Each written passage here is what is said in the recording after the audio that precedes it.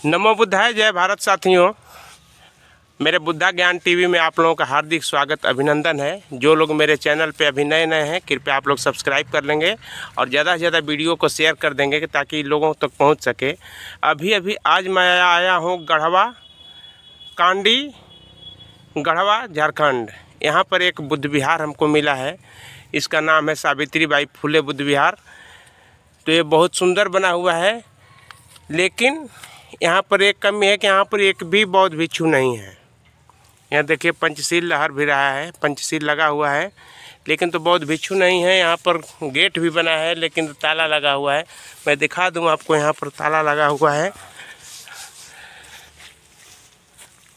आखिर हम लोग इतने दूर से आए हुए हैं, अगर खुला होता तो अंदर जाते, लोगों से बात करते, मुलाकात करते, कुछ अपनी बात रखते उन लोगों से, लेकिन यहाँ नहीं रहने की वजह से हम लोग यहाँ से निराशा लौट रहे हैं। देखिए बहुत सुंदर तथागत गौतम बुद्ध की बड़ी प्रतिमा है। उधर B.R. अम्बेडकर साहब का है, भारत रत्न बाबा साहब अम्बेडकर की प्रतिमा लगी है। बहुत सुंदर प्रतिमा है। और यहाँ पर सभी लोग इसमें देख रहे हैं, बोर्ड जहाँ लगा हुआ है, बहुत से लोग हैं। पासवान जी भी हैं, मेहता जी भी लोग हैं, यानी सभी समाज के द्वारा ये स्थापित किया गया है। बहुत अच्छा। डॉक्टर विजय कुमार तिरिसण यहाँ पर शुभचिंतक एवं लेखक के द्वारा बोधि वृक्ष, देखिए बहुत सुंदर बोधि वृक्ष का भी रोपण किया गया है, इतना बड़ा हो चुका है। तो हम चाहेंगे कि जितने भी बुद्ध विहार बन रहे हैं उस पर नियर के जो भंते लोग हैं वहाँ पर हमेशा रोज़ कम से कम सुबह और शाम को बुद्ध विहार का गेट खोला करें कि ताकि कोई जब आए तो वहाँ पर शरण ले सके। या रात को अगर मान लीजिए हम यहाँ पर आए, कोई हमको रहने का व्यवस्था नहीं है, तो यहाँ पर बौद्ध भिक्षु अगर रहेंगे तो यहीं पर बुद्ध विहार में हम रात को रुक सकते हैं, स्टे कर सकते हैं। तो इसीलिए मैं बौद्ध भिक्षुओं से आग्रह करूँगा कि आप लोग जहाँ भी हैं अपना बुद्ध विहार में रात को वहीं पर अपना व्यवस्था रखिए कि ताकि कोई अगर आ जाए तो जैसे धर्मशाला बनता था सम्राट अशोक के महान के ज़माने में, उसी तरह धर्मशाला के रूप में इसको समझिए कि धर्मशाला है। तो रात को आप हमेशा रहिए, सुबह और शाम उपस्थिति हमेशा होनी चाहिए कि ताकि लोगों में जागरूकता आए और यहाँ पर आकर के आपके विचार से लोग परिपक्व हों और अपना विचार साझा कर सकें। तो ये मेरा वीडियो कैसा रहा है आप लोगों से मैं निवेदन करूँगा। और एक सज्जन उधर घूम रहे हैं, उनसे मैं बात करता हूँ कहाँ के हैं। और देखिए यहाँ पर ताला लटक रहा है, मैं ऐसे नहीं बोल रहा हूँ। मुख्य प्रवेश द्वार दान दाते स्वर्ण भूमि काचर कांडी, आप लोग पढ़ रहे हैं, देख रहे हैं, देख लीजिए। ये मोबाइल नंबर भी है, हालांकि मैं कांटेक्ट करूँगा। अगर आप कांडी झारखंड आते हैं, गढ़वा में कांडी झारखंड पड़ता है, तो अगर यहाँ पर आपको स्टे करना है तो यहाँ पर नंबर है, आप उनसे बात कर सकते हैं। देखिए यहाँ पंचशील लहर रहा है। यहाँ पर सावित्रीबाई फुले बुद्ध विहार इसका नाम है। और लेकिन तो यहाँ पर कोई है नहीं। सुबह में माइक बजना चाहिए जैसे मंदिरों में बजता है, लेकिन यहाँ नहीं बज रहा है। और यहीं पर एक सर हैं। सर आपका क्या नाम पड़ता है सर? मेरा नाम डॉक्टर R.P. मौर्य। कहाँ से रहने वाले हैं आप? मैं बिहार के कैमूर ज़िले से रहने वाला हूँ। जी, तो बिहार के कैमूर से यहाँ पर आए हैं कैसे? हाँ, मैं सम्राट अशोक क्लब से एक उसका सिपाही हूँ, कार्यकर्ता हूँ जी। और उसी के संबंध में, उसी के सिलसिले में जो है यहाँ आया हूँ। सम्राट अशोक क्लब के जो संगठन है जी जी, उसी को लेकर के उसी को विस्तार देने के लिए। तो यहाँ पर बुद्ध विहार पे हम भी घूमने आए हैं, आप भी घूमने आ गए, मतलब कि बड़ा संयोग से भेंट हो गया आपसे, नहीं तो यहाँ पर कोई नहीं था। तो इस बुद्ध विहार, ये बुद्ध विहार आपको कैसा लग रहा है?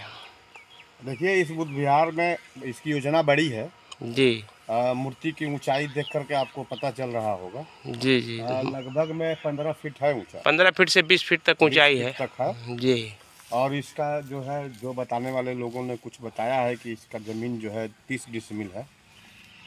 तो ये योजना बड़ी है, धीरे धीरे हो रहा है, ठीक है।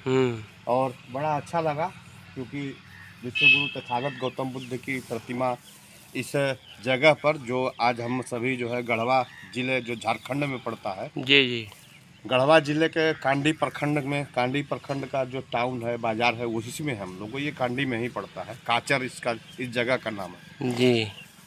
और यहाँ लगभग एक बार मैं पहले भी आया था, लगभग 4-5 साल पहले जी। उस समय ये मूर्ति अभी बन रही थी जी जी।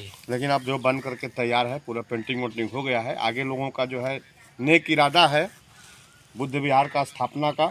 लेकिन हाँ, एक बात जरूर है कि हम लोग आए तो यहाँ कोई है नहीं। वही जिक्र मैं करना चाहता था कि यहाँ पर कोई होता तो हम लोग को सहूलियत मिलती जाने में। जैसे धम्म का विस्तार के कई सारे तरीके हैं जी।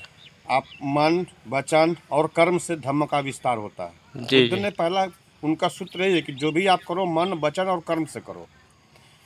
तो अगर मन से करते हैं तो यहाँ काम कर रहे हैं, अपना श्रम दान भी कर रहे हैं। वचन से करेंगे तो बुद्ध के वचन को लोगों तक पहुँचा के करेंगे। तो बुद्ध के वचन को लोगों तक पहुँचाने का जो है तरीका बहुत सा है। जैसे यहाँ आप देखे होंगे माइक भी, हॉर्न भी लगा हुआ है, तो ध्वनि विस्तारक यंत्र भी। जैसे आम धर्मों में जो है मंदिरों से जो है या मस्जिदों से जैसे लोगों को सुनाया जाता है, उसमें ऐसा नहीं होता है कि कोई पूछता है कि आप सुन रहे हैं कि नहीं सुन रहे हैं। जी जी। हमारा काम है उसको जो है अच्छे गीत, अच्छे वचन, अच्छी बातें, अच्छी चर्चाएं ध्वनि विस्तारक यंत्र माइक से सुना। ठीक है सर। माइक और जब रोज प्रतिदिन बजाएंगे जी, तो कोई काम करते हुए, पेशाब करते हुए, बैठते हुए, सोते हुए, पानी पीते हुए उसके कान तो बंद नहीं रहते हैं ना जी। कान में जाते हैं। और वही जब अनवरत चलता है तो उस व्यक्ति को वैसा ही ये याद हो जाता है और उसका आचरण वैसा ही धीरे धीरे बनते जाता है। और मैं एक बात और पूछना चाहूँगा, जब माइक का बात आ गया तो लोग मंच लगा करके बुद्ध का और बाबा साहब का, सम्राट अशोक के फोटो वगैरह लगा करके दूसरे धर्म के लोगों को लोग गाली देते हैं, अनाप शनाप बकते हैं। इस पर आपकी क्या राय है? देखिए, कभी भी किसी भी, क्योंकि बुद्ध ने भी कहा था कि किसी भी धर्म की आलोचना नहीं करो, ठीक है जी। जो तुम जान गए हो कि उसमें कोई भी धर्म में बुराई नहीं होता। अगर शुद्ध धर्म होगा या धम्म है तो बुराई नहीं है। हाँ, उसमें जो है कुछ लोग जो है अपने स्वार्थ के लिए कुछ चीज़ें जो है ठूस देते हैं। उन चीज़ों को आपको अगर पता चल गया तो उन बुराइयों को आप स्वीकार मत करिए जी। आप उसे अपने अंदर ग्रहण मत करिए, यानी बुरी बात को ना फॉलो करें। हाँ, बुरे चीज़ों को मतलब कि बुरे आचरण को आप स्वीकार मत करिए। जैसे मेरे कहने का मतलब है कि आप जो भी धर्म है उसमें से सिर्फ अच्छाई खोजिए ना जी। 5 को धर्म को आप ले लीजिए और 5 धर्म से अच्छाई खोजिए जी। और उसमें अगर आपको एक अच्छाई मिल जाती है तो एक अच्छाई को ले लीजिए, बाकी 99 बुराई को छोड़ दीजिए, तो आपके पास 5 अच्छाई ऑलरेडी हो गया अंदर। यही तो तथागत बुद्ध भी कहे थे कि आप अच्छा चीज को खोज तलाश कीजिए। जी। और किसी को बुरा भला अपने जबान से, अपने मुंह से, अपनी बोली से किसी को गाली देना, किसी को मतलब का तिरस्कार करना, किसी का अपमान करना, ये धम्म का या धर्म का विस्तार में सहायक नहीं हो सकता। उससे आपके धम्म का या धर्म का हानि हो सकता है, चाहे कोई भी हो। कोई भी, बाबा साहब को रख लें या बुद्ध को रख लें, चाहे कोई किसी भी धर्म को रख लें। सम्राट अशोक ने खुद अपने शिलालेखों में लिखा है कि हम जो है बुद्ध के धर्म को स्वीकार किए हैं और इसमें जो अच्छाई है आप लोग भी ग्रहण करें।